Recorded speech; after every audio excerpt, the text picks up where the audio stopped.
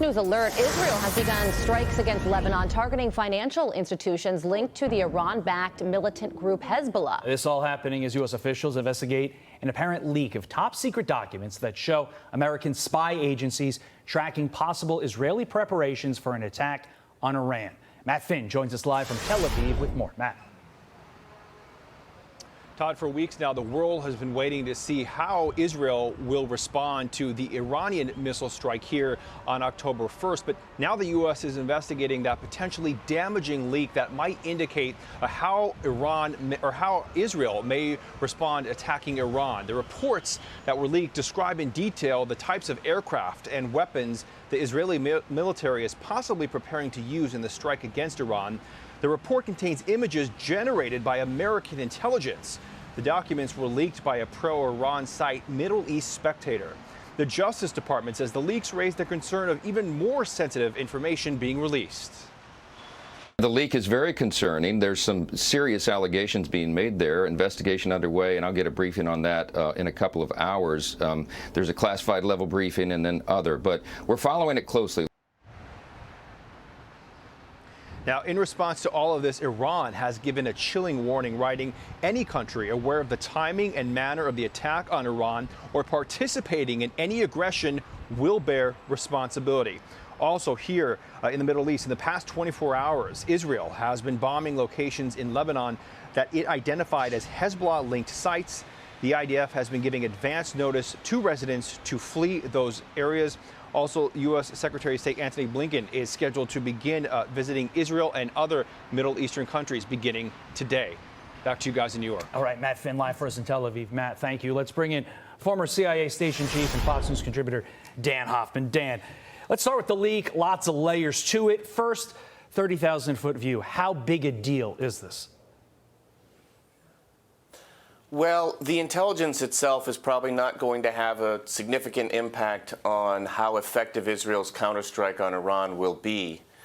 But there is concern about the fact that the United States Geospatial Agency, intelligence agency, was tracking, using our satellites to track Israeli military movements. So that's intelligence collection on our ally. And the fact that it was leaked is obviously something that the FBI, in conjunction with the U.S. military, will need to be investigating. They'll do the forensics to determine who might have leaked this intelligence. There's concern that there might be more intelligence out there that's already leaked that we haven't discovered, or perhaps the individual or individuals responsible may be planning to leak more intelligence. So this is of grave concern, and it also puts a chilling effect on our espionage operations overseas, where our sources wonder whether we can protect our secrets. Yeah, I mean, look, everybody spies on everybody. You know that. That's your job. I mean, you get that. But beyond that, the fact that this just shows another crack in the Israel-U.S. relationship is chilling. You mentioned the potential identity of the leaker. They could do this again. We don't obviously have a name, Joe Smith or anything like that. But what kind of person does this? Leaks in information like this to the Iranians, if you will, and why? Why? What's the reason behind it? Yeah, these investigations are extraordinarily difficult. I can tell you from the operations in which I was involved, hunting for those spies who were supplying the Russians with intelligence.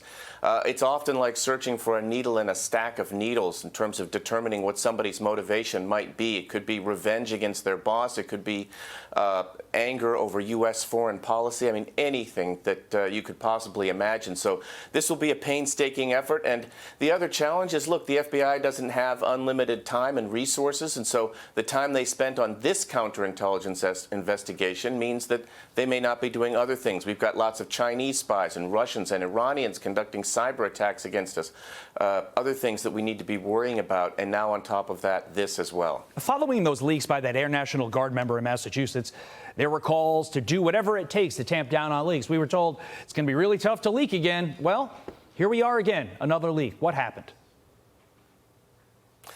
Yeah, that was the Jack Teixeira case, the Air National Guard member from last year who leaked documents on Discord, the communications app. And the Department of Defense was held to task for very poor counterintelligence regime and ineffective management of their own people and failure to spot some of the vulnerabilities that Airman Teixeira had that might have caused him to do something nefarious. And I'm sure we're going to see an after-action report here which looks at if we uncover, if indeed we are able to uncover who was responsible for these leaks. Again, we'll see an after-action report where we'll look at clues that we missed that could have avoided this damage. Look, take the Hippocratic Oath. No, we're not helping Israel right now in their multi-front war against Iran and its terrorist proxies. But my goodness, let's try not to do anything to harm Israel's efforts. Seriously, that is the point. I mean, we look like we're trying to undercut them at every stretch of the game, and that's wrong. Dan Hoffman, appreciate your time and insight. Thank you, sir. I'm Steve Ducey. I'm Brian Kilmeade. And I'm Ainsley Earhart. And click here to subscribe to the Fox News YouTube page to catch our hottest interviews and most compelling analysis.